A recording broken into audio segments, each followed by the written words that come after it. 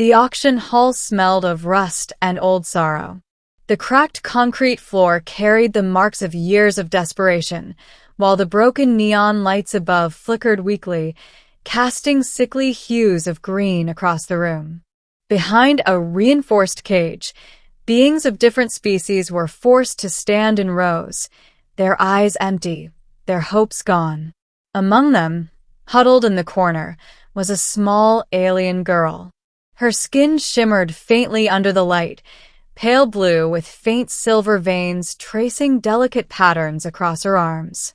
Her hair was dark and tangled, her frame thin, and her large eyes, round and luminous, seemed far too big for her face. She was no more than 7, maybe 8, though her species aged differently. She clutched her knees, refusing to meet the stares of the crowd that came to judge her worth. The auctioneer, a stout reptilian with scales cracked like ancient stone, slammed his staff against the platform. "Lot 74, he barked. "A child of the Arlena species. Rare. Obedient, well, mostly. Still untrained, but strong genes, exotic appearance, and he paused with a grin, surprisingly resilient for her size. Who'll start the bidding?" Silence. The hall filled with murmurs. "She's too small. Fragile. Worthless. Not worth the trouble. No use without training." The girl's ears twitched, her shoulders shaking with each whisper. She hugged herself tighter, as if she could shrink into invisibility. The auctioneer tried again. "Come now, an Arlena child is rare. Who knows what she might grow into? Strong warriors, the lot of them." But nobody raised a hand, until a human man stood up. His name was Elias Grant, a former cargo pilot with shoulders broad from years of heavy lifting, eyes weathered from too many battles with the void, and a scar across his left cheek that told a story he never spoke aloud.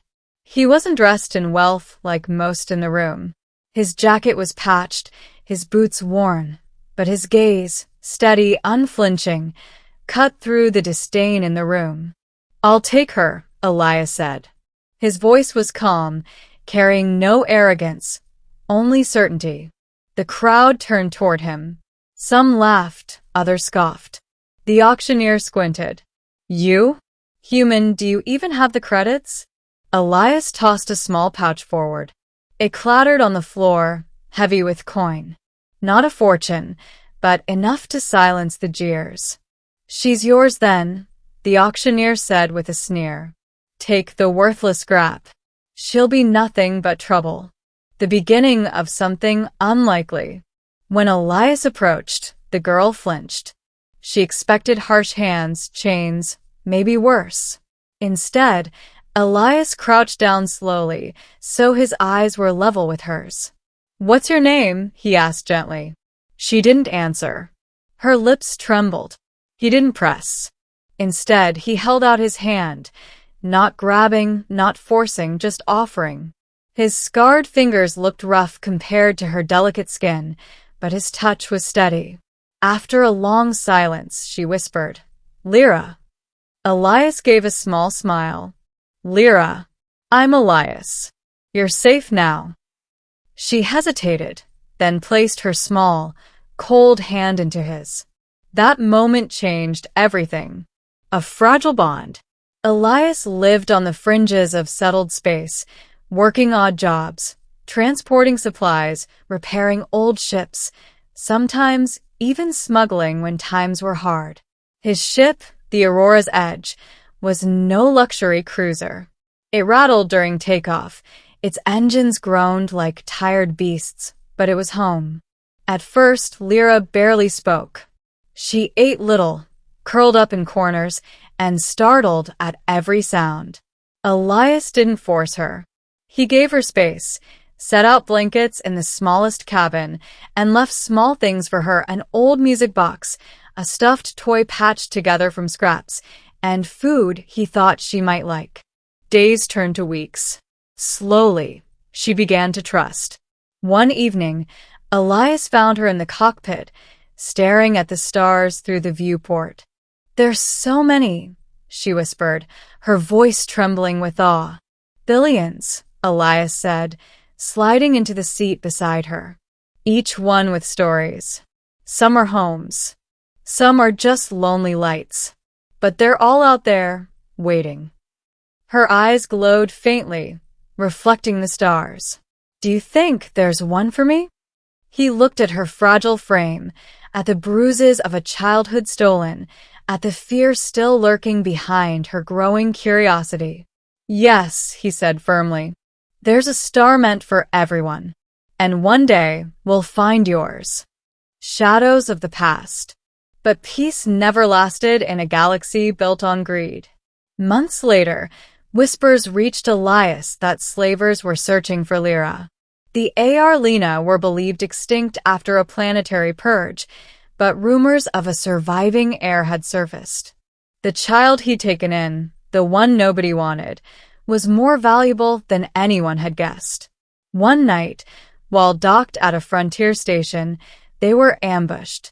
A group of mercenaries cornered Elias in a hangar, weapons drawn. "Hand over the girl," their leader snarled.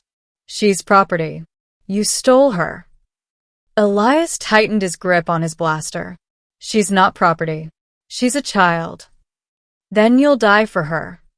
Before Elias could fire, Lyra stepped forward. Her small hands trembled, but her eyes glowed with an intensity that silenced the room. The silver veins along her skin pulsed with light.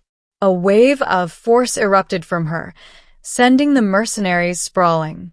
Metal groaned, crates toppled, sparks burst from broken lights.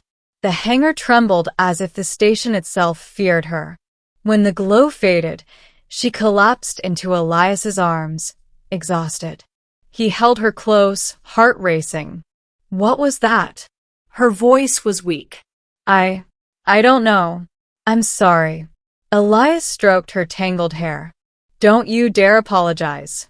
You saved us." The middle, a father's choice. From then on, Elias knew they couldn't stay hidden. Lyra's powers marked her as more than a lost child. She was something greater, something dangerous if the wrong hands claimed her. He faced a choice: abandon her to protect himself, or risk everything to keep her safe. He didn't hesitate. "She's my daughter now," Elias told himself. "And I'll burn the stars before I let anyone take her." Their bond deepened. She laughed more, asked endless questions about Earth, and loved hearing Elias's old war stories, even the ones he tried to downplay. One evening, she asked, "Why did you take me, Elias? When no one else wanted me?" He thought for a long moment. "Because I saw you. Not what you were worth, not what others thought. Just you. And you deserve someone to choose you." Tears shimmered in her silver eyes. She threw her arms around him. "Then I'll never leave you." The storm breaks. Their fragile peace shattered when a warship intercepted them. It bore the crest of the Dominion, the same empire responsible for wiping out Lyra's people. A hologram filled the Aurora's Edge cockpit. A cold, elegant alien with eyes like obsidian spoke. "Return the child," the commander said. "She is the last Arlena. Her blood belongs to us." Elias stepped forward. "Her blood belongs to her. You'll never have her." The commander's lips curved into a cruel smile. "Then you will die with her." The battle was brutal. The Aurora's Edge shook under bombardment, its shields failing. Elias fought with everything he had, but he knew they couldn't win.